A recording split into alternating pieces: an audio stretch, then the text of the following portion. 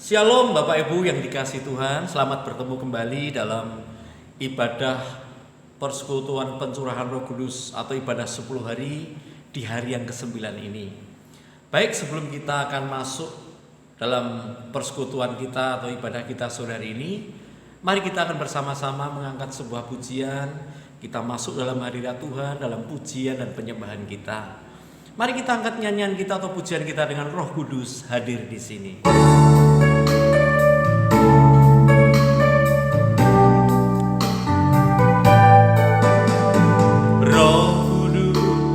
Hadir di sini, mengalir di bait suci, perkara ajaib pun terjadi, kuasa mukjizat nyata, karena Roh Allah sedang bekerja.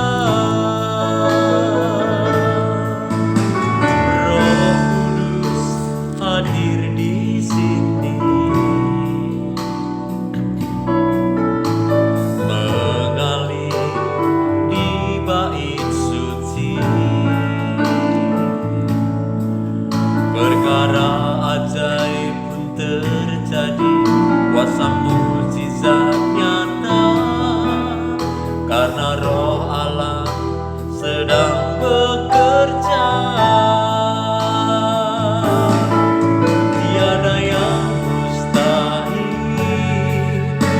Tiada yang suka bila Roh Allah turut bekerja.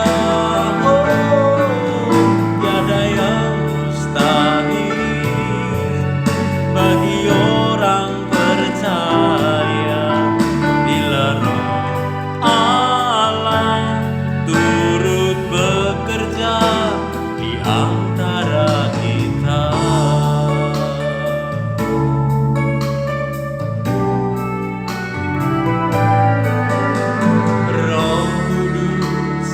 Hadir di sini, mengalir di bait suci,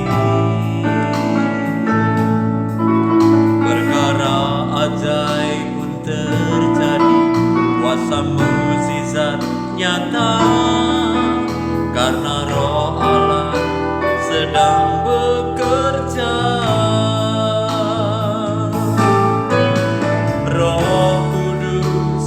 Hadir di sini,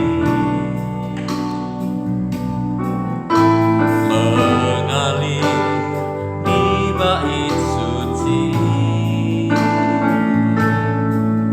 perkara ajaib pun terjadi, kuasa mukjizat nyata, karena Roh Allah sedang bekerja. Tiada yang mustahil dan tiada yang sukar bila Roh Allah turut bekerja. Oh, tiada yang mustahil bagi orang percaya, karena Roh Allah turut bekerja di antara kita, karena Roh Allah turut bekerja di antara kita. Haleluya.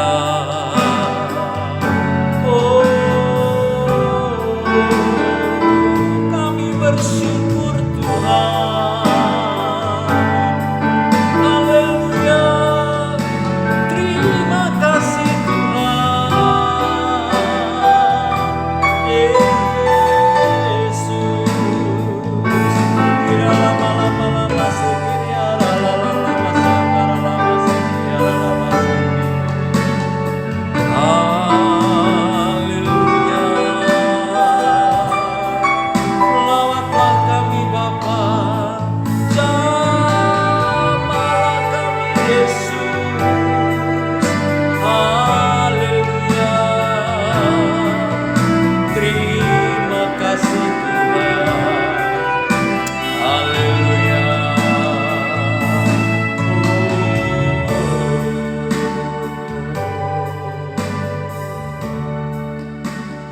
Haleluya. Mari kita masuk dalam doa. Bapa di surga, kami bersyukur kembali di sore hari ini kami tidak bersama-sama kembali merenungkan firman Allah dalam ibadah pencurahan Roh Kudus selama 10 hari di hari yang ke-9 ini. Mari Tuhan, Kau akan berbicara kepada kami sehingga firman-Mu boleh tertanam dalam hidup kami, sehingga dalam kehidupan kami boleh seturut dengan firman-Mu, dan biarlah hidup kami boleh memuliakan Tuhan. Kau mengurapi hamba-Mu dan mengurapi semua orang yang mendengar, dan kami percaya melalui ibadah streaming ini nama-Mu akan dipermuliakan, dan kami membuka hati buat firman-Mu, dan biarlah Roh Kudus berkarya atas kami semuanya. Kami serahkan firman Allah di sore hari ini hanya di dalam satu nama, Tuhan kami Yesus Kristus. Kami mengucap syukur dan berdoa. Mari yang percaya katakan amin. Shalom Bapak Ibu, mari kita akan bersama-sama kita merenungkan firman Tuhan. Sore hari ini saya kasih tema mengalami lawatan Tuhan. Mengalami lawatan Tuhan. Teks yang kita ambil bacaan kita sore hari ini saya ambil dari Kisah Rasul pasal yang pertama ayat 12 sampai ayat yang ke-14. Yang demikian bunyi firman Tuhan. Kisah Rasul 1 ayat 12 sampai ayat yang ke-14. Maka kembalilah rasul-rasul itu ke Yerusalem dari bukit yang disebut Bukit Zaitun, yang hanya seperjalanan Sabat jauhnya dari Yerusalem. Setelah mereka tiba di kota, naiklah mereka ke ruang atas tempat mereka menumpang.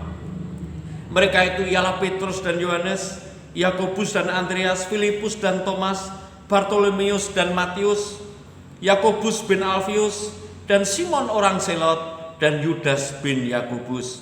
Mereka semua bertekun dengan sehati dalam doa bersama-sama dengan beberapa perempuan, serta Maria, ibu Yesus, dan dengan saudara-saudara Yesus. Nah Bapak Ibu yang dikasih Tuhan, tentu dalam setiap kehidupan kita rindu mengalami lawatan Tuhan. Kenapa? Karena lawatan Tuhan itu penting dalam hidup kita. Dan ada dampak yang sangat signifikan ketika orang itu mengalami jamahan dan lawatan Tuhan yang luar biasa. Apa dampak orang yang mengalami lawatan Tuhan? Apa dampak orang yang mengalami jamahan Tuhan, lawatan Tuhan? Saya melihat ada dua hal. Yang pertama, orang yang mengalami lawatan Tuhan, yang pertama jelas bahwa hidupnya akan diubahkan oleh Tuhan. Bapak Ibu, Alkitab mencatat para murid misalnya. Kita bisa ambil contoh para murid. Sebelum mereka mengalami Pentakosta, hidup mereka tidak berarti apa-apa. Mereka hanya sekedar mengikut dan mengikut saja, dan tidak pernah melakukan apapun untuk Tuhan. Tapi rupanya Pentakosta merubah hidup mereka. Setelah kenaikan Kristus dan mereka mengalami lawatan dan jamahan dari Roh Kudus, kita bisa lihat mereka menjadi pribadi-pribadi yang luar biasa. Bukan pribadi yang bisa lagi, hidupnya diubahkan. Semula mereka menjadi orang yang penakut dan tidak berani berbuat apa-apa karena situasinya pada waktu itu memang mencekam. Kemudian mereka sembunyi dan tidak bisa berbuat apa-apa. Tapi setelah terjadi lawatan Tuhan yang dahsyat, kita bisa melihat Bapak Ibu bahwa mereka menjadi pribadi-pribadi yang luar biasa. Mereka berani bersaksi, mereka berani menyampaikan firman di hadapan khalayak ramai, dan mereka melakukan perkara-perkara yang luar biasa. Jadi orang yang mengalami lawatan Tuhan, dampak yang pertama, hidupnya akan diubahkan.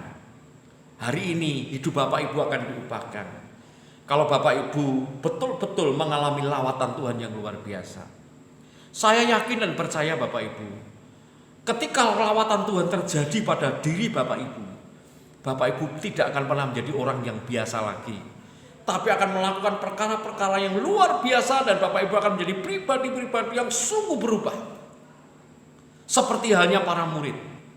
Setelah mereka mengalami lawatan Tuhan, mereka diubah Tuhan secara luar biasa. Ada sebuah perbedaan yang sangat nampak dari cara hidup mereka, dari perubahan hidup mereka, dari mentalitas mereka dan dari pelayanan hidup mereka menjadi sesuatu yang sangat berbeda. Ya, tidak sama dengan sebelum mereka mengalami lawatan, tidak sama.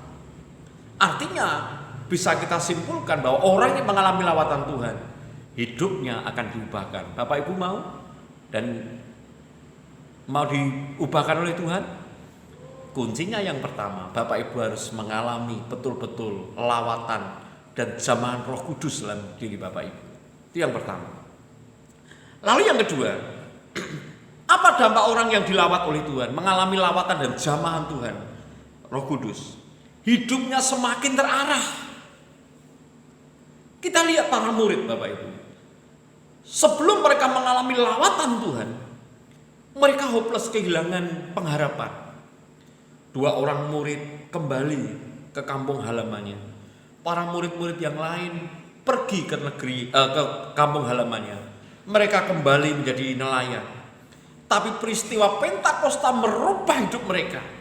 Sekarang hidupnya semakin terarah. Tidak lagi untuk perkara-perkara dirinya sendiri, bukan untuk perkara-perkara dunia.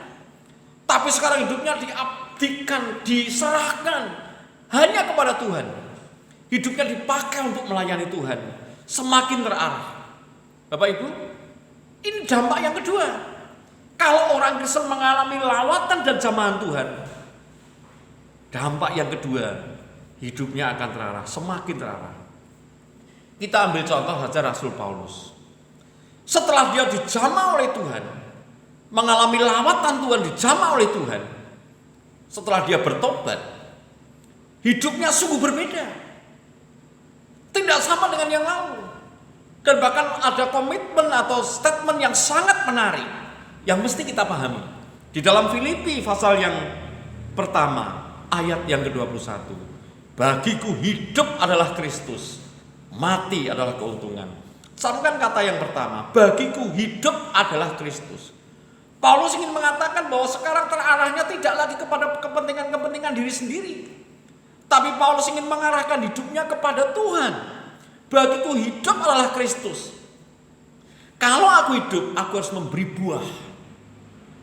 Memberi buah. Nah Bapak Ibu, artinya orang yang dilawat oleh Tuhan, dampak yang kedua, hidupnya akan semakin terarah. Tidak kepada perkara-perkara dunia lagi, tapi terarah kepada Dia, Tuhan yang telah menyelamatkan hidupnya.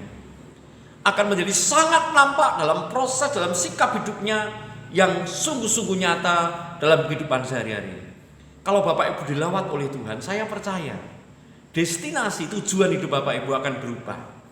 Tidak lagi untuk perkara-perkara dunia, bukan untuk perkara-perkara daging, tapi dipakai, terarah, ditujukan hanya untuk Tuhan.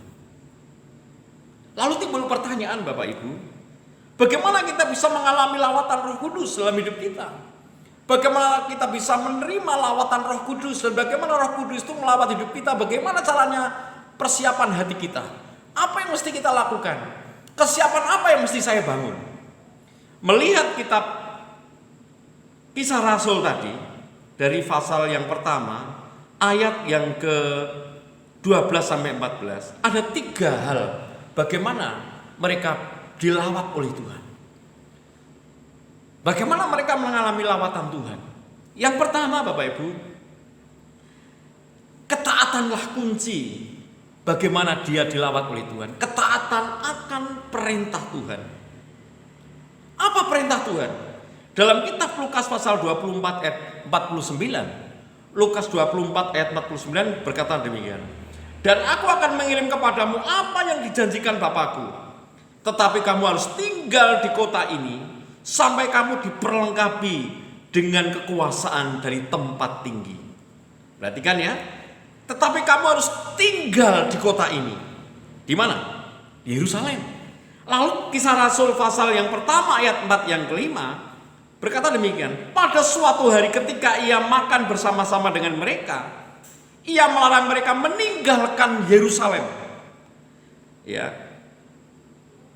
Dan menyuruh mereka tinggal di situ di Yerusalem, menantikan janji Bapa yang demikian katanya.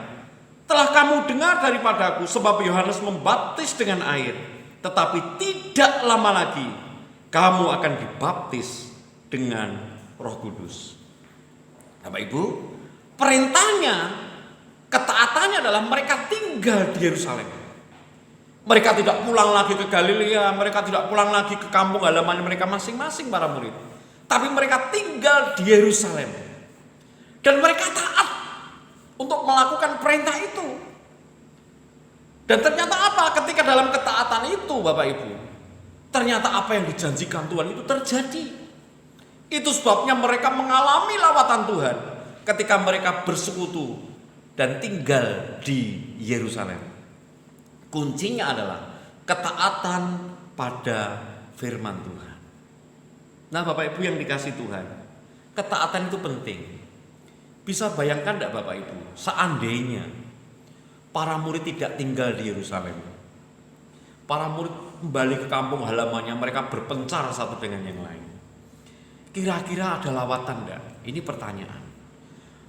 Nah Bapak Ibu, tapi saya bersyukur memberikan sebuah teladan bahwa mereka bersama-sama taat. Apa yang diperintahkan Tuhan dia ikuti dengan sungguh-sungguh. Ya, sekalipun mereka itu berjauhan, mereka kumpul sama-sama di Yerusalem di tempat mereka menginap, menumpang, lalu mereka di situ tinggal bersama-sama menantikan janji Bapa. Ketaatan itu penting. Artinya kalau Bapak Ibu mau dilawat oleh Tuhan, Bapak Ibu mesti belajar untuk taat pada firman Tuhan. Orang yang taat pada firman Allah akan mengalami lawatan Tuhan yang luar biasa. Dalam doa 10 hari ini, ayo kita persiapkan hati kita. Kita mesti taat baik-baik. Kita harus betul-betul taat kepada Tuhan, ya. Kita harus apa yang diinginkan Roh Kudus, apa yang diinginkan firman Allah, apa yang diinginkan Tuhan, ayo kita ikuti. Ya, kita ikuti. Jadikan ibadah ini menjadi ibadah yang sungguh-sungguh menjadi kerinduan hati kita. Jangan sekedar kita ibadah lihat streaming lalu dimatikan, ataupun Bapak Ibu mengacuhkannya. Kita perlu untuk taat. Apa yang dikatakan firman Tuhan itu harus menjadi bagian dalam hidup kita. Itu yang pertama. Lalu yang kedua, bagaimana kita mengalami lawatan Tuhan? Kita harus belajar dan mau mempersiapkan diri kita masing-masing. Persiapkan diri kita. Lawatan Tuhan terjadi bagi orang-orang yang hatinya siap menerima lawatan itu. Lalu bagaimana kita mempersiapkan diri? Mari kita contoh para murid yang ada waktu itu. Kita lihat dalam kitab Lukas 24 ayat 52 sampai 53. Berkata demikian, mereka sujud menyembah kepadanya, lalu mereka pulang ke Yerusalem dan dengan sangat bersukacita. Dengan sangat bersukacita, mereka senantiasa berada di dalam bait Allah dan memuliakan Allah. Mereka di dalam bait Allah dan memuliakan Allah. Lalu dalam ayat 14 dari Kisah Rasul pasal yang pertama, itu dikatakan mereka semua bertekun dengan sehati dalam doa bersama-sama dengan beberapa perempuan serta Maria ibu Yesus dan dengan saudara-saudara Yesus. Dalam menantikan janji Bapa, menantikan lawatan Tuhan, Bapak Ibu, kita lihat mereka mempersiapkan diri. Mereka tidak jagong kumpul-kumpul, ngobrol bareng, ngalor ngidul. Ataupun mereka ini, Bapak Ibu, mereka tidak dalam persekutuan dengan Tuhan. Mereka hanya sekedar kumpulan biasa. Tidak ada sesuatu yang dipakai untuk mempersiapkan hati kita. Hatinya waktu itu. Saya yakin mereka bukanlah orang-orang yang siap menerima lawatan Tuhan. Tapi bersyukur Alkitab menjelaskan kepada kita. Pertama mereka tinggal dalam bait Allah dan memuliakan Tuhan. Oke? Lalu dalam kitab Kisah Rasul 1:14, mereka dengan bertekun, semua bertekun dengan sehati dalam doa, ya, bersama-sama. Artinya apa mempersiapkan dirinya? Ada 3. Yang pertama mereka itu dalam persekutuan, dalam hadirat Allah, dalam rumah Tuhan. Mereka juga berdoa, mereka juga memuji Tuhan, dan mereka juga menyembah Tuhan. Hanya orang-orang yang bisa mempersiapkan hati dan orang-orang yang siap hatinya, merekalah orang-orang yang akan dilawat oleh Tuhan. Makanya Bapak Ibu, besok ini hari terakhir. Mari kita alami lawatan Tuhan dalam hidup kita. Mungkin kita berkata, Pak, itu kan melalui streaming tidak mengurangi bobot dari ibadah kita. Kalau kita persiapkan hati kita dengan sungguh-sungguh dalam doa, dalam pujian, dan juga dalam penyembahan, percayalah Tuhan bisa melawat Bapak Ibu. Sekalipun Bapak Ibu mungkin seorang diri atau dalam mesbah keluarga, lawatan Tuhan itu akan terjadi. Kita semua rindu bahwa keluarga kita, anak kita, suami kita, istri kita dilawat oleh Tuhan, diubah oleh Tuhan. Maka persiapkanlah hati kita. Persiapkan hati kita dengan sungguh-sungguh untuk Bapak Ibu mengalami lawatan Tuhan.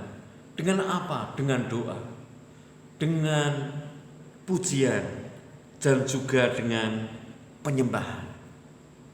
Bersama-sama, mungkin dalam satu keluarga, mungkin bersama anak, istri, bersama keluarga. Ayo bangun mesbah doa kita, bangun mesbah, sambut lawatan Tuhan yang luar biasa.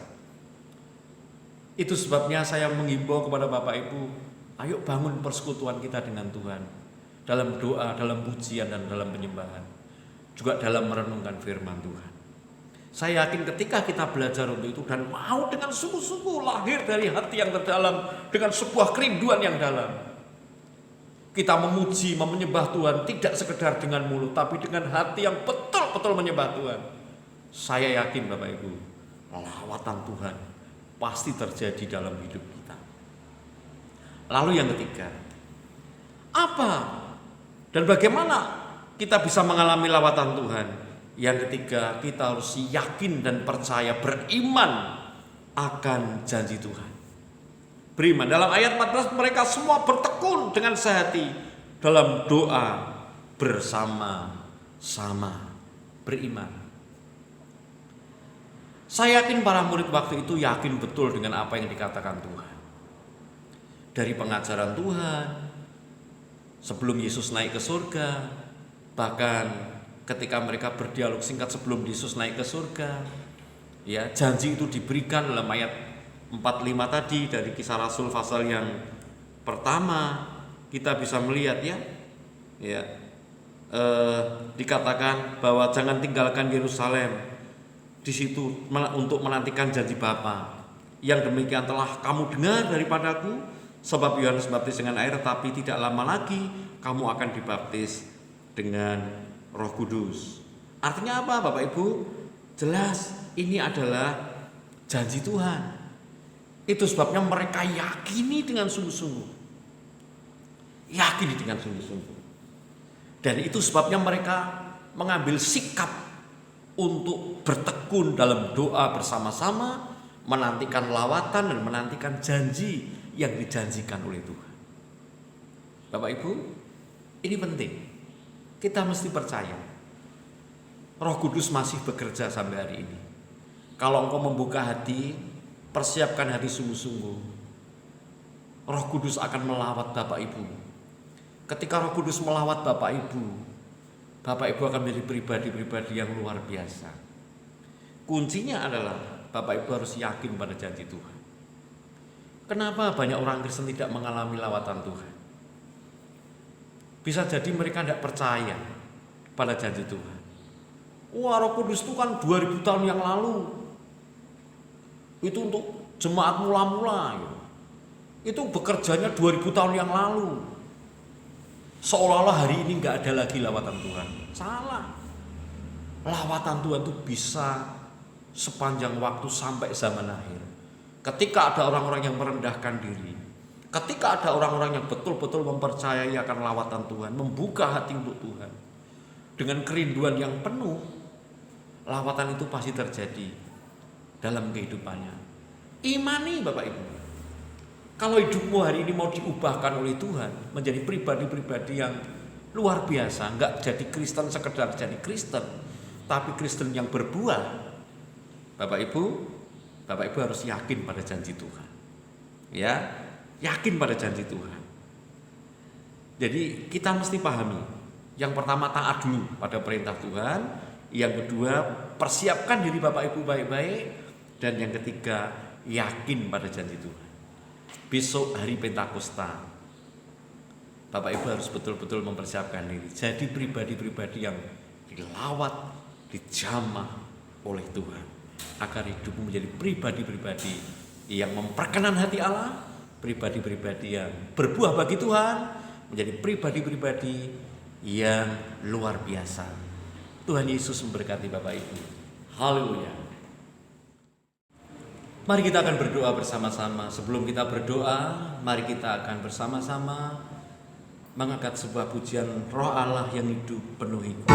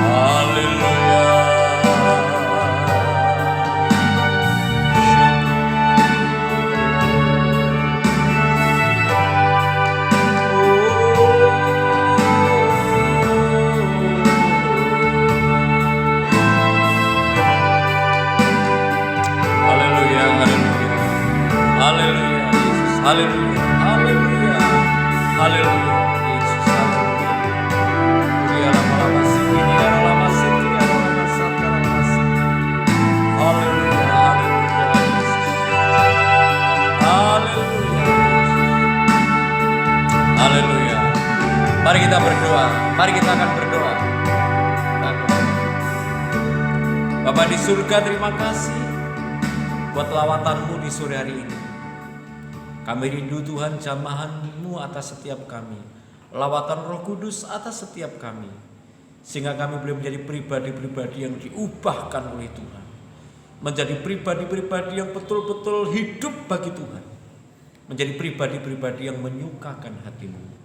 Mari Bapa, Engkau meteraikan firman-Mu dalam hati kami, biar firman itu boleh bertumbuh dan berbuah, sehingga nama-Mu boleh dipermuliakan. Melalui sikap hidup kami boleh menjadi saksi-saksi-Mu di tengah-tengah dunia ini. Dan biarlah nama-Mu saja yang dipermuliakan.